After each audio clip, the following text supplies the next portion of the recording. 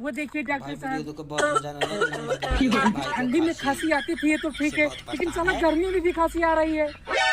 बेटा खांसी ठंडी की वजह से नहीं, बीड़ी की वजह से आती है। जरूर वो साला बीड़ी पीता होगा। हाँ डॉक्टर साहब, बीड़ी तो वो पीता है। बस एक बार ये सुई उसको लग जाए तो कुछ बात बने। डॉक्टर साहब नमस्ते। हर साला नमस्ते बाद में करना। अबे रुक जा भाई, थोड़ा देर शांत हो जाए यार। ये बता, बीड़ी पीता है? ठंड लगती है तो साला टोपी क्यों लगा रखा है? निकाल इसको। ये क्या है बे?